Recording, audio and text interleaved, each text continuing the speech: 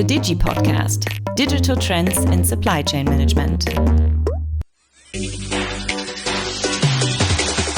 Hello and welcome to our DigiPodcast. I'm Thomas Holzner from Siemens SCM Digi Network with the DigiPodcast, a podcast on digital and innovative topics for procurement in the future. Digitalization is becoming increasingly important for every company. At Siemens in particular, digitalization is a fundamental element for success. Today I welcome you to a special episode. Normally this podcast covers aspects of procurement or supply chain management in relation to digitalization. But this time we focus on communication in the digital age. And this fits very well, because our podcast is a prime example for that. I'm pleased to welcome today two communication expert women. Both of them play, by the way, a big part in making the DigiPodcast run the way it does. Hi Christiane and hello Sina, it's great to have you here.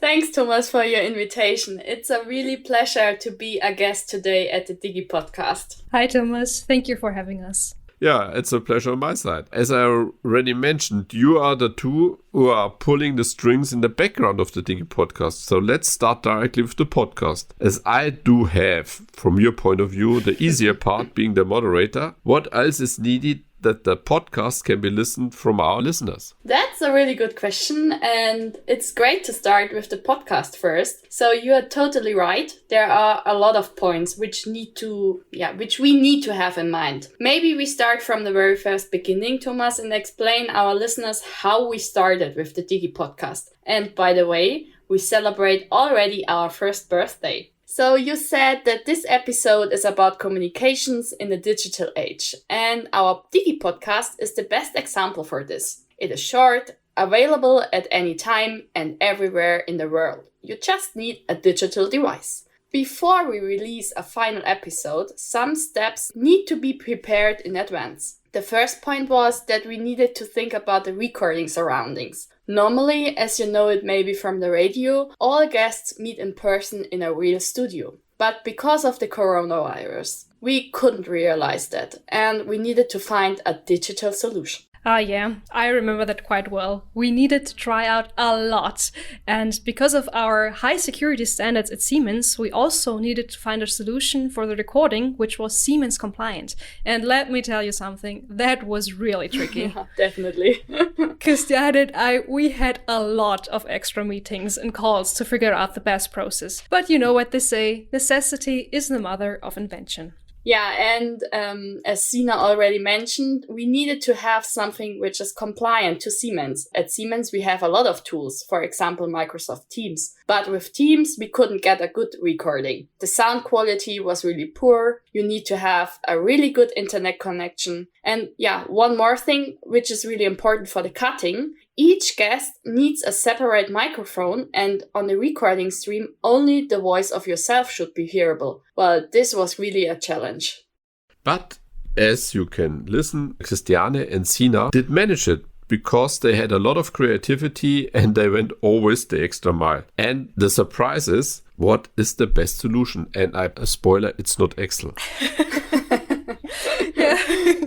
Well, we are a bit old school now with our Microsoft add-ins or applications and use PowerPoint for the recording sessions because everyone has it on the laptops already and it is very easy to use. Yeah, I really searched for another solution, but, well, it really came out that PowerPoint is the best one because it offers a sound recording possibility and it is easy to explain how you should use it. Yeah, we do some extra checks before the recording, but I'm always impressed that this works out so well.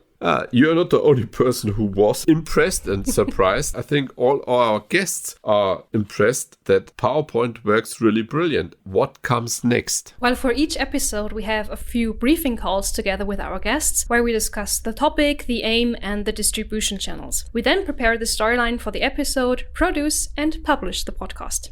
And in relation to the recording, for the conversation between the moderator, between you, Thomas, and the guests, we use Microsoft Teams, but for the recording, as we explained, we use for the sake of simplicity, PowerPoint. Therefore, I have to say a lot of thank you that you put so much effort into this DigiPodcast, especially in the setup preparation. We have already now 13 episodes, that's number 14, and regarding something like this, what situations from your point of view stuck in your mind? Well, I really have to say that the DigiPodcast is one of my favorite projects, so I do have a lot of fond memories. For example, during one of our recordings, I heard a dog barking in the background, and the dog wouldn't stop until he was allowed to join our guest in his recording room. And during the recording, you could hear him petting the dog, which was very cute.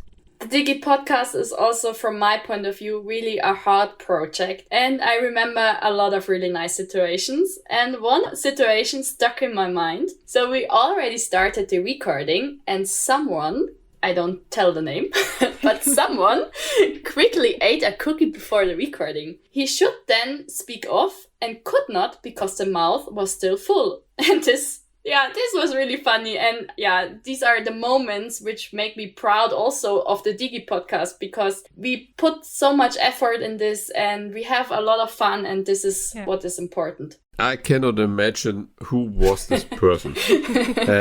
And I would say if somebody of the listeners can tell us which episode is with a dog, an unplanned guest, I sponsor a box of cookies. And now let's switch the topic. You're not just doing the DigiPodcast, you're also communication experts at Siemens. So what is your favorite thing to do, or what else are you doing at Siemens regarding communications? Favorite thing, that's really hard to say. We really do everything that has to do with communication, and our tasks are really varied, and you always learn something new. And basically we handle the entire spectrum of what is called the 360-degree communication. And maybe let me shortly explain what is meant by 360-degree communication. So this includes podcast production as well as video production or content creation, such as article writing, creating icons and graphics. We also are responsible for social media posts. We are consultants and data analysts. And from my point of view, I do not have a really favorite communication thing. As also Sina already mentioned, every communication aspect has its charm, and I like to learn new processes. Last time, for example, I was an event moderator, and this was also a really cool experience. Thanks for your insights. And regarding the social media thing, I have to confirm I needed some time to get warm with it. But with you on my side, the topics of the Digi Network got now a lot of awareness, especially on LinkedIn. I think we have figures or listeners or readers that's really amazing. How do you see social media? What trends or challenges can be spotted in the future?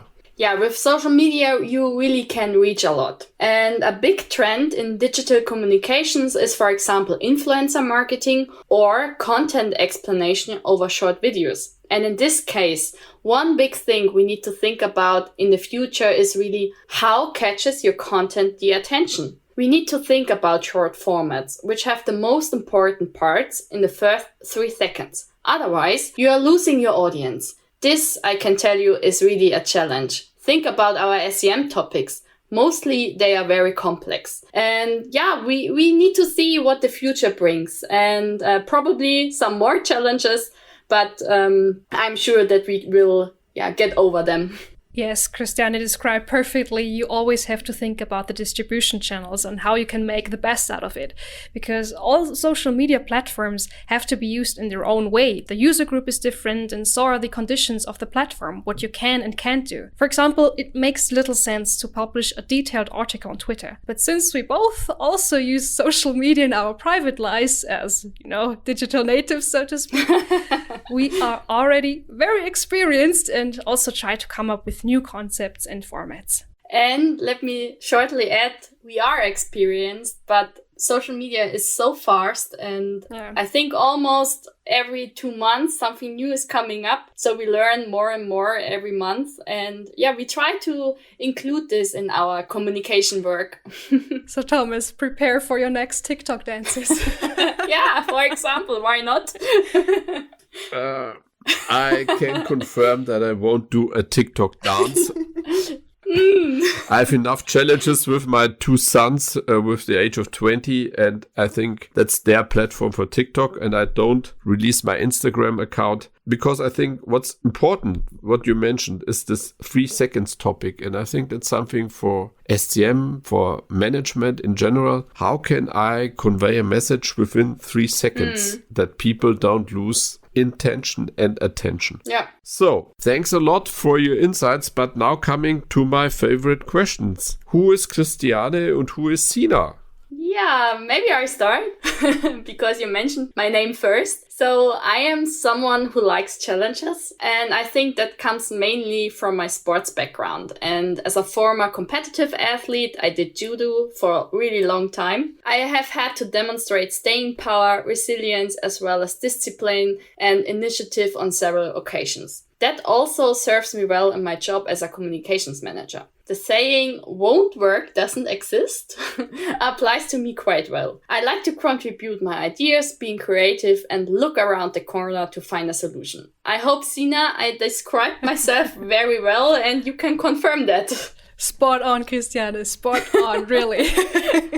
Thank you. As for me, I'm coming from a very theoretical background as I'm in my last master semester of film and media culture studies. But I've always been interested in the practical side of media as well, and I'm especially very passionate about video games. So next to reading a lot about complex theories, I also like to be creative and put all the things I learned into action. So I'd say I'm a very enthusiastic person who likes to learn new things and have new experiences.